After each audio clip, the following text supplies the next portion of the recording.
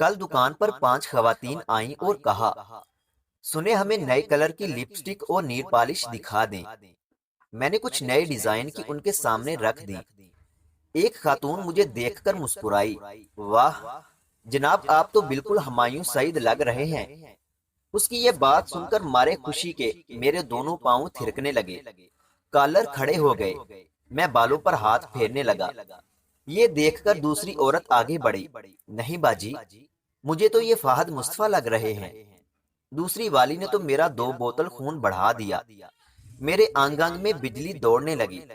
میں نے ملازم کو 4 عدد کول ڈرنک لانے کا کہا۔ میں بجلی دوڑنے کے مزے لے ہی رہا تھا کہ تیسری والی حسینہ مسکراتے ہوئے بولی، جناب کیا ڈیشنگ پرسنالٹی ہے آپ کی، اگر آپ بالی ووڈ چلے جائیں، سلمان خان کیا سارے خانوں کی چھٹی ہو جائے، میں تو آپ کے اسٹائل کی دیوانی ہو گئی ہوں۔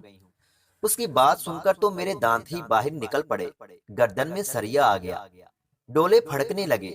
میں اتنا خوبصورت ہوں، مجھے آج پتا چلا، اور میں ان خوبیوں سے بے خبر یہاں دکان پر جک مار رہا ہوں۔ میں نے دل ہی دل میں اپنے آپ کو کوسا۔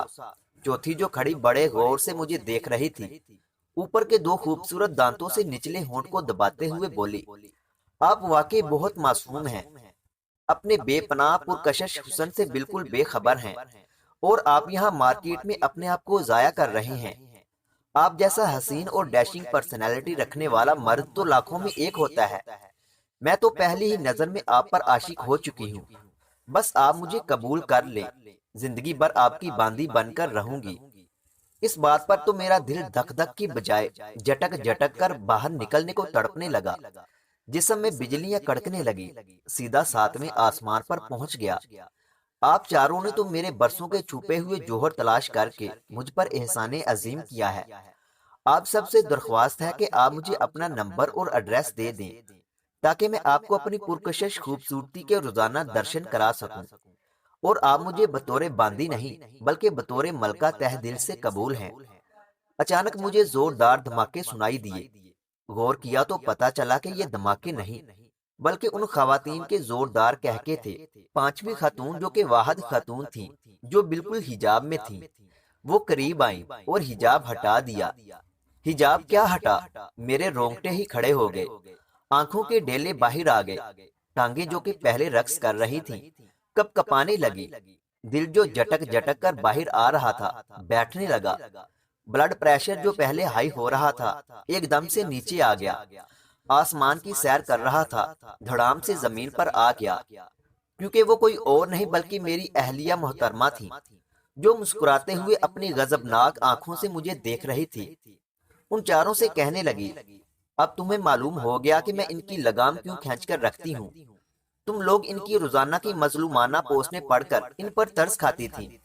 یہ صرف چہرے کے شریک ہیں، اندر سے یہ پورے عمران ہاشمی ہیں، اور تم لوگوں کو بھی چاہیے کہ اپنے شوہروں کی لگامیں کھینچ کر رکھو، ان کی معصومیت پر کبھی بھی یقین نہ کرو۔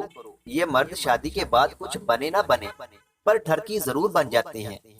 چلو اب تم چاروں مل کر مجھے شرط کے مطابق تگڑا ڈنر کرا دو، اور تم بھی ساتھ ڈنر پر چلو، پھر گھر چل کر تمہاری بے پناہ خوبصورتی کے شان شان سواگت کیا جائے گا۔ یہ کہہ کر انہوں نے سامنے رکھا آئینہ اٹھا کر میرے سامنے رکھ دیا۔ ذرا غور سے دیکھو، اس میں ہمایوں سعید، فہد مصطفیٰ یا سلمان خان دکھ رہا ہے یا نانا پاٹیکر؟ دیکھا تو واقعی آئینے میں خوف زدہ اور سہما سہما سا نانا پاٹیکر موجود تھا، جو اپنے عبرتناک انجام کا سوچ کر ہی تھر تھر کانپ رہا تھا۔ مزید اس طرح کی ویڈیوز دیکھنے کے لیے ہمارے یوٹیوب چینل میٹھی وائس کو سبسکرائب کریں۔